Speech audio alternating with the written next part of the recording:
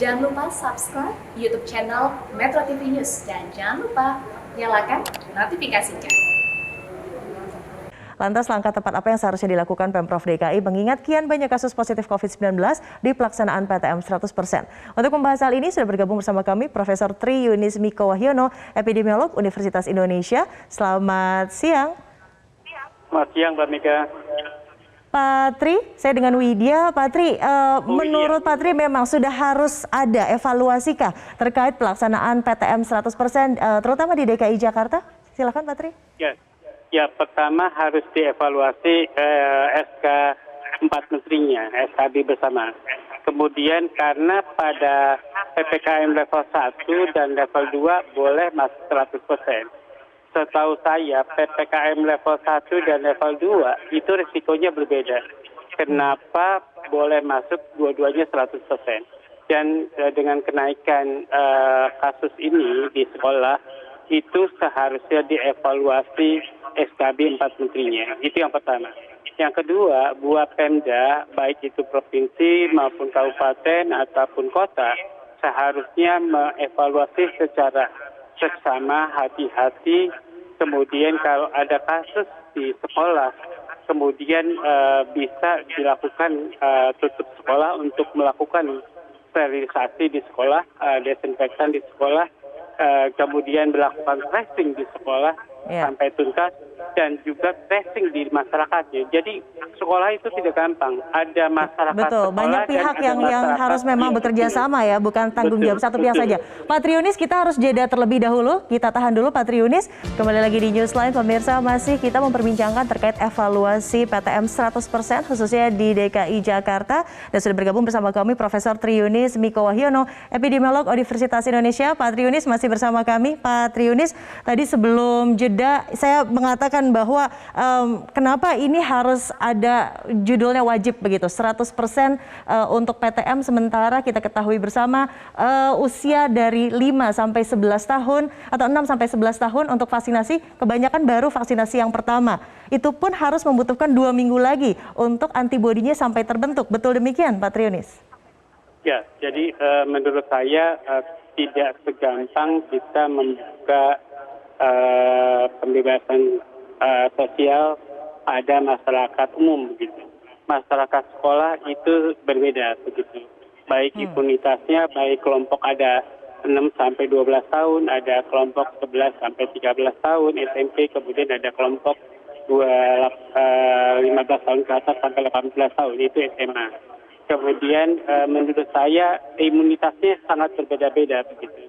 Jadi kalau orang normal, dewasa normal itu 18 tahun ke atas, itu kalau diberi imunisasi, maka waktu seminggu sudah terbentuk antibodi. Kalau anak kecil akan berbeda, anak SD 6 sampai 12 tahun akan berbeda imunitasnya begitu. Jadi benar-benar hati-hati kita melaksanakan pembebasan sosial pada anak sekolah, terutama SD dan SMP begitu. Kalau SD dan SMP itu akan jadi mungkin punya adik yang 6 tahun ke bawah, itu sangat berisiko kalau kena Omikron. Kemudian kalau kena varian apapun sangat berisiko. Apalagi itu belum diimunisasi sama sekali anak umur 6 tahun ke bawah. Kemudian mereka juga punya orang tua yang mungkin berusia 50 tahun ke atas. Mungkin punya kakek yang berusia 50 tahun ke atas. Mungkin yang kakeknya itu atau bapaknya itu atau orang tuanya itu sudah diimunisasi atau belum diimunisasi. Apalagi orang tuanya punya komorbid atau kakeknya punya komorbid, itu pelik masalahnya pada anak sekolah. Jadi menurut saya hati-hatilah melakukan pembebasan sosial pada anak sekolah. Baik, Pak Triunis, bentuk ikhtiar memang sudah dilakukan begitu ya, vaksinasi dan lain sebagainya, sosialisasi terkait tetap menggunakan masker, menjaga jarak, protokol kesehatan selalu diglorifikasi. Tapi kondisi jaminan 100% bagi anak-anak untuk bisa menjalankan PTM 100% juga, menurut Anda seperti apa, Pak? Jadi menurut saya paling aman anak dibiarkan mau baik itu level 1, level 2, level 3, level 4 dengan hibrid. Jadi sebagian yang tidak punya internet boleh masuk, yang punya internet boleh di rumah begitu. Jadi itu tidak menimbulkan atau beban yang besar bagi kelompok-kelompok anak usia sekolah begitu, Mbak. Jadi hybrid design dengan kapasitas maksimal 75% mungkin lebih aman dibanding masuk sekolah 100% atau gantian kalau mau masuk 50% gantian begitu. Oke, jadi sudah ada mekanismenya ya untuk bentuk preventif semaksimal mungkin, terutama tadi anak-anak yang kadang kalau misalnya sudah ke sekolah sudah lupa begitu ya Pak ya, mereka sangat senang bertemu dengan guru, dengan teman-temannya, maka protokol kesehatan bisa saja diabaikan. Antisipasi pemerintah dengan pemantauan data siswa terpapar COVID-19 dan prokes di sekolah sejauh ini seperti apa Pak Triunis? Jadi kalau saya melihat di sekolah itu pengawasan guru sangat baik. Tapi di luar pintu gerbang sekolah itu masalahnya guru-guru sudah tidak peduli begitu. Jadi itu bukan tanggung jawab guru. Jadi tanggung jawab siapa? Saya melihat dari Jawa Tengah ke Jawa Timur, saya kebetulan jalan-jalan. Kemudian anak-anak sekolah itu SD pada jajan di dua sekolah, pada buka masker, anak SMP sebagian besar buka masker, cuman anak SMA yang sebagian kecil buka masker. Memang betul kalau anak SMA lebih patuh, tapi kalau anak SD atau SMP luar biasa ketidaktahuan dia untuk memakai masker. Untuk apa memakai masker, dan dia juga menjaga jarak termasuk pada jajan itu mereka berkerumun begitu, Mbak. Menjadi tantangan tersendiri. Dan juga sudah bergabung Pak Triunis, ini salah satu orang tua siswa juga, ada Mbak Mesya Siregar. Halo Mbak Mesya, sudah bergabung bersama kami di Newsline. Mbak Mesya, boleh diceritakan pengalaman ketika kekhawatiran mungkin sebagai orang tua membiarkan anak melakukan PTM 100% atau justru memutuskan ya sudah hybrid saja terlebih dahulu karena mungkin vaksinasinya belum komplit. Silahkan Mbak Mesya. Ya, saya termasuk orang tua yang mungkin tidak mengikuti aturan yang ditentukan 100% wajib, Mbak. Jadi saya tetap bersikeras untuk memilih hybrid sampai detik ini karena yang pertama pertimbangannya learning loss, resikonya tidak sebanding dengan resiko anak-anak saya terpapar COVID karena saya masih punya 2 anak yang belum vaksin lengkap, yang kedua masih vaksin 1 kali, dan yang kedua anak di bawah 6 tahun yang belum dapat vaksin sama sekali. Jadi perjuangannya lumayan cukup alot karena di mana saya secara personal harus meminta kebijakan sekolah untuk bisa bernegosiasi ketentuan 100% PTM tidak diberlakukan untuk anak-anak saya. Jadi walaupun pemerintah sudah menentukan 100%, tapi apapun yang terjadi nantinya saya akan terima kalau misalnya anak saya dapat nilai jelek, dapat nilai kemunduran, dan lain sebagainya. Jadi saya terima resiko itu daripada dapat resiko amit-amit ya, jangan sampai kena. Gitu. Jangan sampai ya, Nazabil Amin Dalik. Tapi ini juga berarti diperlukan komunikasi yang sangat baik antara pihak orang tua, pihak sekolah, begitu kan, dinas pendidikan, satgas juga yang ditugaskan di sana untuk memastikan bahwa kegiatan belajar mengajar ini sangat aman. Pak Triunis dan juga Mbak Mesya, kita akan lanjutkan perbincangan ini karena ternyata masih banyak juga orang tua yang galau nih. Apakah saya memang harus membiarkan anak saya mengikuti PTM 100% atau justru melakukan hal yang sama dilakukan oleh Mbak Mesya Siregar, melakukan lobby-lobby atau negosiasi bersama pihak sekolah ya. Kita akan lanjutkan selepas headline news pukul 14.00 waktu Indonesia Barat. Tetaplah bersama kami. Kembali lagi di Newsline, masih bersama Pak Triunis dan juga Bu Mesya Siregar. Masih kita membahas terkait PTM 100% yang saat ini khususnya di DKI Jakarta sudah mulai diberlakukan. Saya ingin ke Mesya dulu. Mbak Mesya sebagai perwakilan dari orang tua tadi melakukan negosiasi akhirnya melobi ke sekolah begitu, dan berhasilkah akhirnya tetap dilakukan secara online atau ada bentuk-bentuk persuasi lainnya dari sekolah untuk meyakinkan pihak orang tua bahwa melakukan PTM 100% itu aman? Silahkan. Ya, sayangnya pihak sekolah memang tidak bisa memberikan fasilitas sekolah daring. Jadi itu salah satu konsekuensi yang saya harus terima karena mungkin saya termasuk golongan orang tua minoritas yang belum mengizinkan anak-anak PTM 100%. Jadi alhasil anak-anak saya cuma ngerjain tugas aja, Mbak. Tapi walaupun begitu, memang ada jalan tengah, biar bagaimanapun saya memahami kondisi sekolah yang memang tidak bisa memberikan fasilitas tersebut gitu loh, karena mungkin suara saya kalah gitu loh. Jadi Iya, mau nggak mau harus diterima, Mbak, keputusan itu. Dengan kata-kata orang tua minoritas berarti memang banyaknya orang tua sudah setuju gitu ya untuk mengizinkan anaknya melakukan PTM 100% ya Mbak Mesya. Pak Triunis, melihat fenomena ini seperti apa? Memang ada suara-suara di luaran juga yang saya yakin sama sebetulnya dengan Mbak Mesya bahwa keselamatan anak menjadi nomor 100% yang kalau kita lihat dalam tanda kutip melanggar peraturan, tapi demikian dengan keselamatan juga kita tidak ingin bermain-main dengan kesehatan anak sendiri. Pak Triunis. Ya, saya sepakat bahwa anak itu nomor 1, jangan dinomor-duakan. Anak bangsa juga nomor 1, jangan dinomor-duakan. Kalau kita berpikir tentang anak-anak sekolah, kita berpikir anak bangsa, jangan bermain anak bangsa ini.